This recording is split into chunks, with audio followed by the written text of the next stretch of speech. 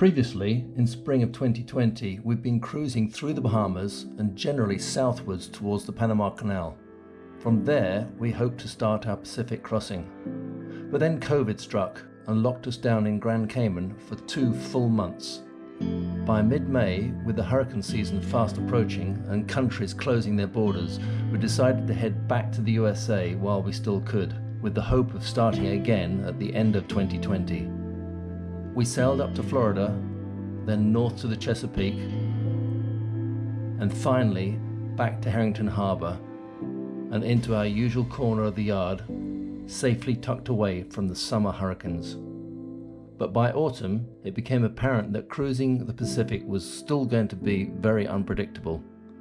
It looked like Cloudy Bay was going to have to endure her first ever winter stored ashore. So in September, I travelled back to Harrington Harbour to get her all snug and winterized for the cold weather. At the same time, we decided to lower the masts and give the rig and sail control systems a complete overhaul. These next videos will show what we found as we dismantled the rig and how we started servicing the systems. So I've come back to Cloudy Bay. She's there resting. Plans have changed. We're going to have a year off due to this damn COVID. So I've come back here for a month to winterize, and the big project before I actually pump antifreeze for everything is to get the mast down. I've got all the hydraulic furlers up. Next job is to get the sail out. That's not going to be so easy, and we need perfect conditions and no wind. Meanwhile, I have my mode of transport. We have the Go cycle out, so I can do bathroom trips. The prop is still off. That's just come back from AB Marine for a refurbishment. Other than that, she looks like she's summered fairly well. The stripes are still looking shiny, and the anti-bird systems up the mast I put, aka garden wire across the spreaders, seems to have kept all the birds off as well, thank goodness.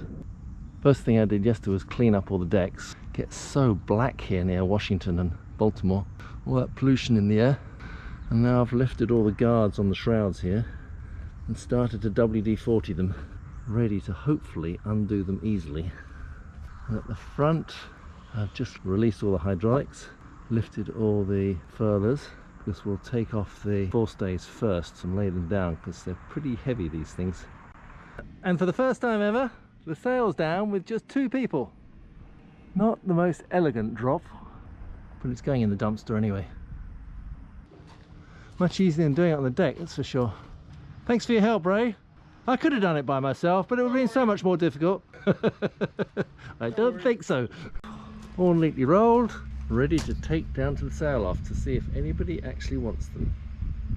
Meanwhile, at the front end, the first 30 meters of the anchor was really rusty, so I took it out thinking we'll re-galvanize it. Then the next 70 meters looked okay, so I'm going to get a price for galvanizing.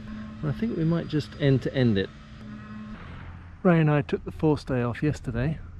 I did mean to film it, but of course in the moment I forgot to set up the tripod. So there it is. It's down on the ground already. Laid down next to all the battens. On the battens, some of the joints came apart, but where we'd put this heat shrink, it seems to have done a great job, and they all held together. Everywhere we put heat shrink, they held together. Everywhere we didn't put heat shrink, they fell apart. Like, I think this one. This is what they look like without the heat shrink. See, it just came apart. It's a bit silly really, they just have a tiny little pin that goes in that holds it. So, of course, it splits and they come apart, and when you pull them down, bits of the batten get left in the sail, which is really very annoying, because that means you can't drop it. And now that it's down, I'm going to start taking the fittings off, so that they're going to be inspected and at least polished, but I also hope to do some dye particle penetration to see if there's any cracks or anything on them. The riggers will always tell you that you have to replace everything when you replace rigging. I don't believe there's a big piece of metal like this, for instance, needs replacing. The maximum I'm going to do is replace these swedges and the cable inside, and everything else will just get polished and ready to go back on again. The bottom end with the hydraulic furler, so we're going to cut this here and shorten the forestay to be able to bring the mast forward a little bit. So last year I was going to send this to be serviced. Of course we couldn't take it off because it won't come off unless you got the forestay down. So this year I was planning to send it again. And I'm just looking at it. I mean, there's 1, 2, 3, 4. It looks like there's 8 bolts to undo. Can't be rocket science in there, right? I think I'm just going to take it apart myself and see what's in there, and it's got to save some money. And this hose, the outer layer has perished, so I think we're going to need a new set of hoses somehow. As usual, every time we take something apart, the job gets bigger. Christmas again today. We have our shipment from AB Marine. We sent off our Gori propeller at great cost to have refurbished, or at least have it serviced and just check that it was all still good for the next few years. Bloody hell, these things are heavy. Look at that. Look at that. Lovely. I wasn't sure how it was doing with regards to all the tolerances and everything on it, and it's a very important item on the boat. So they took it off and they cleaned it all, obviously. They've calipered everything and come back not quite looking like new, but not far off really. Oopsie, I got Harrington Harbour's new paper supply. I thought it was part of the propeller. I better take it back. And off we go on the Glenmobile. Da-dun, da-dun, da-dun. So today the mast comes off. We've done as much as we possibly can getting it ready. We've taken the forestay off, the boom's unlatched, trying to minimise the rigger's time as much as possible. We were going to take the cutter stay off this morning, but when we started undoing the bottle screw there was still a lot of tension on it, so we thought probably wise just to leave it there. Don't want the mast falling down at this last minute. The crane has arrived. This is where I just sit back and let the professionals do their job. Discussions, where it's going to get laid. I'm glad they're taking their time. This needs to be done right. Considering the boom is too heavy for even 2 people to lift, I will show you the technique we used to safely remove the boom. First, we held the weight at the inboard end using the main halyard and the outboard end using the normal topping lift or boom lift. This allowed us to remove the vang or kicking strap. Then a small block and tackle is taken to the backstay to pull the boom aft. Joggling this and the main halyard gets neutral weight to the gooseneck, which can then be easily and safely undone. With the gooseneck undone, the boom can be pulled slightly aft away from the mast. At this position, the gooseneck could be serviced and even the hydraulic outhaul cylinder could be pulled out of the boom. But if the intention is to lay the boom down, then a lifting strop is added. Once the crane has the weight, the topping lift and halyard are removed and the boom is safely lowered to the ground using a tagline.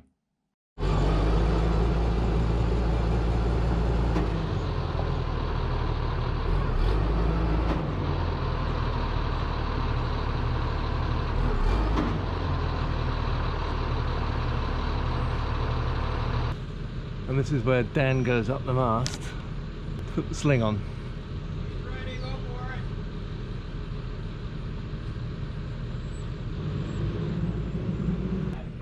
And now the preparations for undoing all the what's holding the mast up at the moment. And last but not least, the shrouds.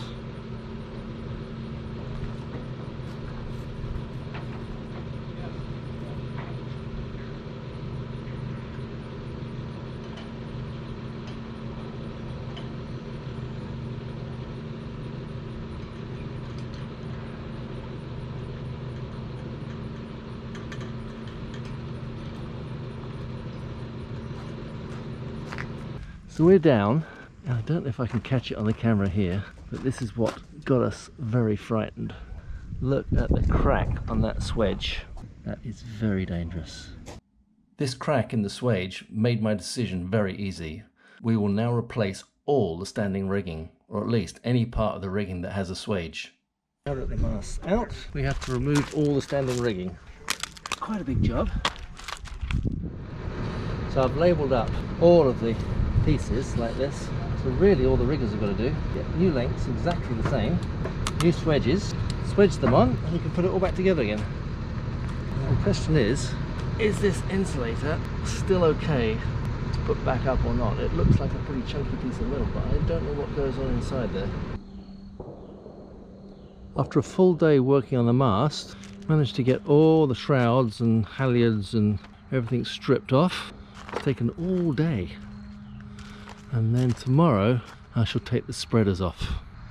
Not they really need to come off, but there's certain areas where they're quite corroded, like around here, and if I don't stop it now, it can only get worse. So I think I'm going to attempt to take them apart and rebuild them with some Tef gel inside after cleaning them up. But an interesting project. Seems a shame when you see all this, what looks like perfectly good cable around, to have to replace it all. But you got to keep the marine business alive. Been busy today. Haven't even had lunch. Must have been enjoying myself. So it's the day after we took the mast down. I have pretty much all the rigging off, all the halyards out. It's just these last two more complicated ones that are on the end of the two lower spreaders. The first job is to get this turnbuckle off. In this modern day we'd have something easier than split pins. Brute force and ignorance always works. The rules of yacht maintenance: whatever tools you bring to the job, you'll always need different ones. And the last one. It's probably going to take out the tripod.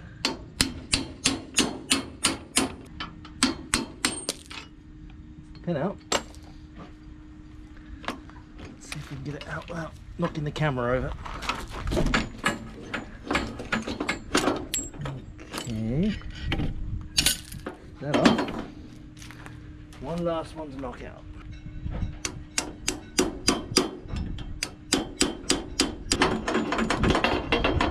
Voila! Last bit of metal done. Cool. It's going to be quite a project, this. Here I'm just removing the spreader lights. These are very high power spotlights, and normal halogen bulbs, they take a lot of power. So I'm going to replace them with LEDs.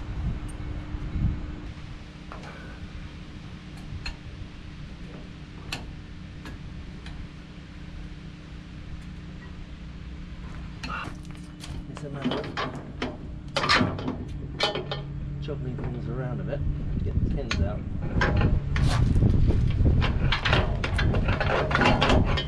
Alas, it's off. See, this is the problem. We've got quite a bit of corrosion where the stainless steel's met the alloy tubing. But I bet my bottom dollar, if I try to knock these out, I bet you they ain't coming without a fight. Nothing with corrosion ever comes without a fight. Road trip today. We are going to Baltimore to see if someone can re-galvanize this chain. Be nice to have a day out. I've got Ray's pickup and we're off. Meanwhile, the camera is left on time-lapse mode while Cloudy gets shrink wrapped. I thought this was quite an interesting sequence to show. First they make up a very crude framework. Then the plastic sheet is put on and secured down to the rubbing strip around the solar panels, the stem and the davits. Then the sheet is shrunk in place using a heat gun to make it all nice and taut. And finally air vents are added around the sides. And after a long day, Trey and his team are packing up. It's pretty good, huh? And this is what it looks like from the ground. Unfortunately, the width of the boat was exactly the width of the roll, so we didn't get much left for our mast. Last night I coiled up all the rigging. No easy task. There's monster snakes, and I calibrated and measured all the eyes and ends. It's amazing how each one's slightly different. And this morning I'm going to try to take out this hydraulic motor here. And these come out very easily because I put Tef gel on them last time. So once we've got these four out, in theory I should be able to wiggle the motor out of here. In practice, I doubt it. Okay, so we're loose. He says it should just wiggle out. Yeah, like hell.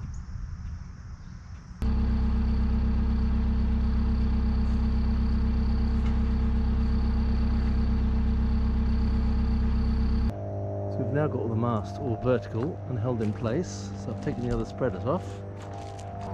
And the boom we moved over from this side to try and get everything neat and tidy. Now that we have the tent up, I have a full workshop here. Cleaning up, derusting, greasing. Quite an array. This is my little workplace today. So I spent the last day polishing all the bottle screws and everything on the rigging. And today I'm just greasing up. So this is the last one to do. I've got a nice little fancy fitting on the end of my drill. A bit easier than all that screwing by hand. There we go. Bit of grease.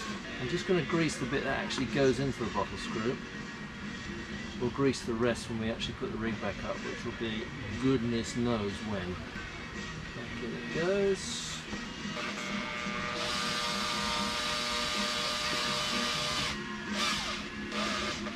Trying to get it the same both ends. There you go, so that little bit in there is greased. These are bronze with chrome on them, and some have come up really well and others have been quite pitted. This one's not bad. I don't know why they just didn't do the whole thing stainless steel. These ones here, like backstays and the main shrouds, are all these nice machined stainless steel by Selden. Whereas these are by Selden too, but they're for the lowers, they're chromed. Gorgeous when they're new, but not so gorgeous when the chrome is all pitted. And just where I've got them, and haven't lost any pins yet, I'll temporarily just put a tie wrap on there. And while I'm doing it, I've been inspecting all these welds at the ends and the forks, just to make sure there's no cracking. At this point, let's have a look at the rig in general. It's a Selden masthead cutter rig with 3 sets of mildly swept back spreaders. 4 D1s give it lower lateral support, and for added upper lateral support, particularly when using the staysail, it has jumpers and running backstays. The bottle screw adjusters that we have just seen are all placed here. So we've got 2 shrouds, we've got the 4 lowers, we've got the D2s, D3s, backstay, cutter, and the forestay is still down on the forestay. I've actually got to cut the forestay to get that one off. So this is the bottom of the forestay, and it's actually a swedgeless lock where it's got a cone in the middle. And this is how a swedgeless fitting goes together. They are more expensive than the standard compressed swedge, but at least you can get them apart and inspect for corrosion inside. You can see this already, just in 3 years. Quite a lot of corrosion is trapped inside there. The salt water's been going in and trapped there. Anyway, I wanted this forestay a bit shorter, so rather than faffing around and getting that off, I just used the old faithful rig cutter. Cut it off, but I needed to get this off so that I can get the motor off. It should just slide off like this. It's a monster. That is a monster. The forestay and cutter stay have the same basic components as any other furling head cell, except the luff extrusion is rotated by a small hydraulic motor via a gearbox. This replaces the usual rope drum. Good. Next job. This is the top sheave for the spinnaker. For some reason this shackle is completely and utterly solidified on the top, so I'm going to cut it off. Again with my trusty grinder. Right angle.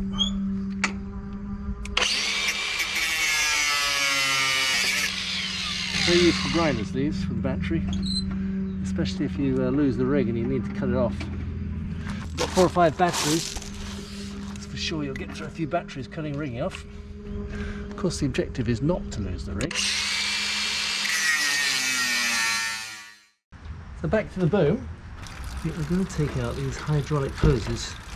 The outside sheave had come off and I thought, well, I'll just put some shrink wrap around them, but now I see them, I think I'll replace them, because I think also this cylinder inside here is going to have to come out. So let's have a look at the mechanics inside this boom. Attached at the gooseneck end is the hydraulic outhaul cylinder. Attached at the end of the hydraulic piston is a sheave carriage that operates a 1-to-4 tackle outhaul line. This leads to a 2-to-1 tackle at the sail clew. So for every 1 foot of piston movement, the clew moves 2 feet. So it's pretty hard to see, but this hydraulic cylinder has got a lot of corrosion on it, both there and more particularly around the fitting where the hydraulic fits in. And who knows what's going on up inside the boom. The only way to get that out is to take the end off this stainless steel piece, which no doubt is completely corroded on. First stage, let's try to get these bolts out. Okay, Maestro Makita, do your stuff again. I like what you do. You're echoing in the forest. That is a cool tool. I couldn't even budge those by hand. Amazing. Okay, hammer, wood. Let's see if this will actually move. Oh my god, it does. It does move. That is amazing. Okay, I managed to get this far. Here comes the cylinder. Whew. I will need someone else to help me here, clearly. You can see the rust on that. Look at it. Apparently, someone just told me, it's just a tractor hydraulic cylinder. Not great, really, is it? By the way, there's nothing on YouTube anywhere to show you how to do this. So anybody who's got a hydraulic ram like this, maybe you should pay me for the video. I'm just shocked that that came out so easily. I'll tell you what, I'm going to take the top and bottom of the mast off if it comes off that easily. Something else to service.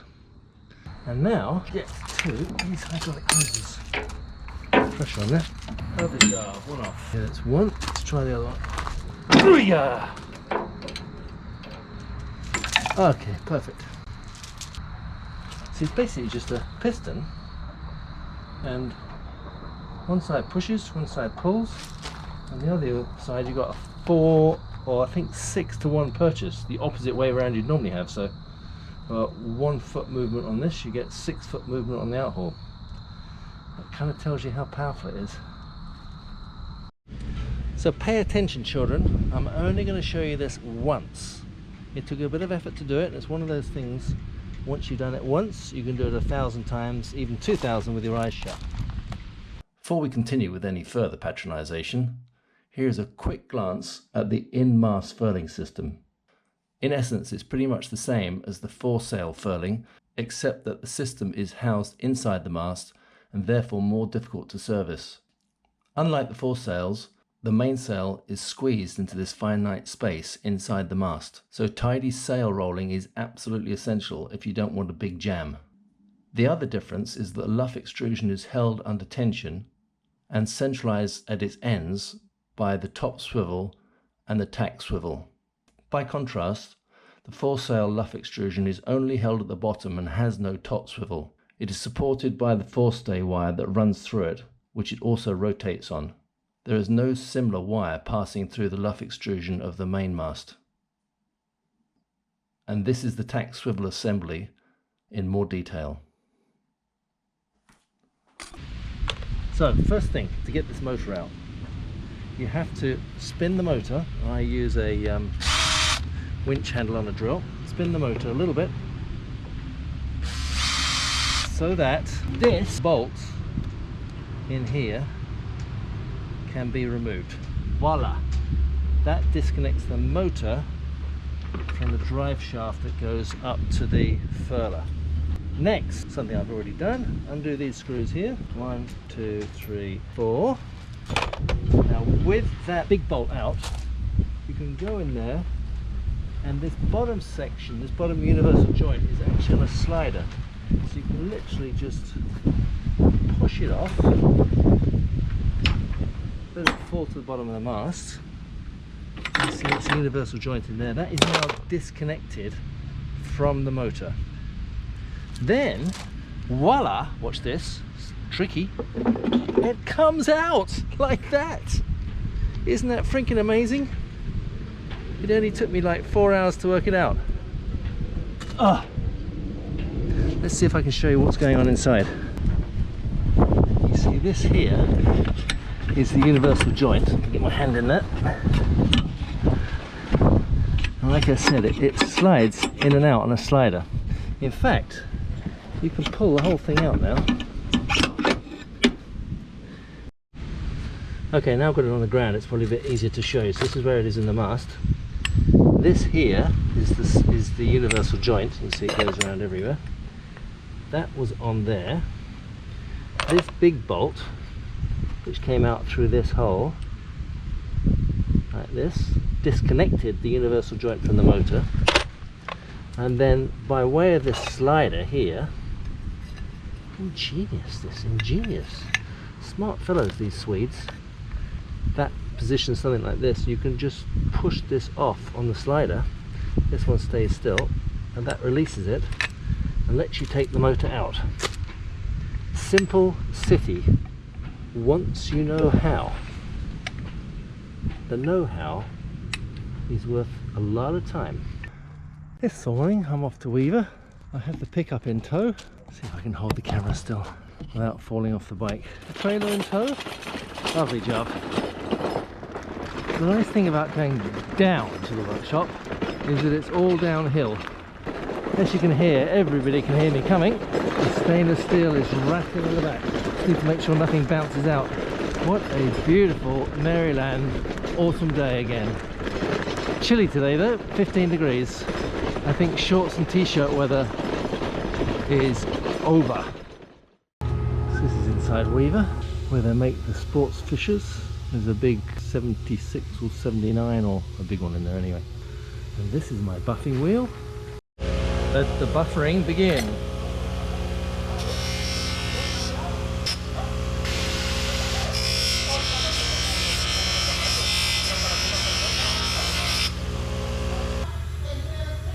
So let me show you the other piece.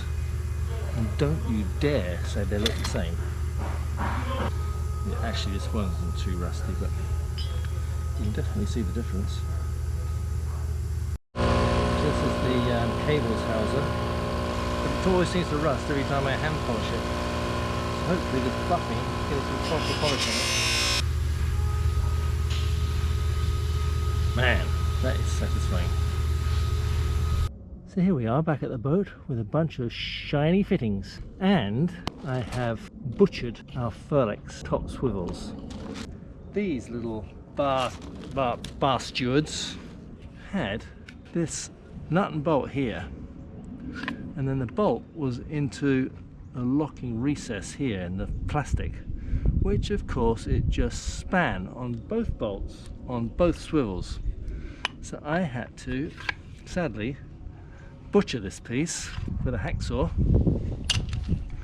so I could push this in and get the nut. On the smaller one it's the same. I had to do both sides on here.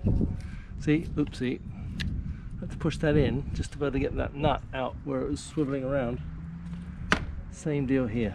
This used to go through here, and there are the two nuts. Solid as a rock in there and impossible to turn if these plastics don't grip them. So, 2 new pieces of these needed, but at least I can get the swivels apart now and get some diesel in there and clean them properly, which will be the next job, diesel work. So given it's so expensive to have these hydraulic motors serviced, I took them apart last year and got the motors out, so I got that far quite easily. But this year I thought, well, I'll just try it and do it myself. And so I took the bottom off. This is for the cutter, and lo and behold, the first thing that comes out, by the way I've taken all the grease off, is one very seized, like very seized bearing. So already I'm starting to find parts that need replacing. But right now I'm just going to take it apart, keep it all clean. If I can get it completely apart, then I'll order the parts myself and put it back together, because it's not rocket science, it's just a gear, damn it. Otherwise I just send it in a box of bits to the guys in Florida to put back together again. I'm sure they'll be very pleased to receive that. So here's my first challenge. I've got a true arc here, and I don't think I've got the right true arc pliers. Little trip to the hardware store where I got some pretty nice true arc ring pliers, whatever you like to call them. So let's try and get this true arc off. There it is. Yay, look at that with the right tools. That is out, yes that's right, that now comes out from this end. Like so. And spin it out and there we have it, there's the worm drive. So as this spins, and then it turns that cog in there. So you've got the winch handle end in there. This end is where the hydraulic motor goes. God bless its little socks. And in here, you can see we have this big gear here that turns. So yesterday I did a lot of dismantling and cleaning. The only real success I had was with the furlers, so they all cleaned up really nicely. So now I'm going to put them all back together again before I lose all these ball bearings. But first of all I just want to apply a nice little bit of Selden grease, approved grease, to everything. So, yeah, I like to use my fingers. Just want to get everything a little bit greased, because this one, which East Coast Rigging gave to me, looked all nice and clean, but there's not a scrap of grease on it, and it is very corroded. So having grease on it makes it messy eventually, because the grime all sticks to the grease, but when you clean it up it comes out looking like new.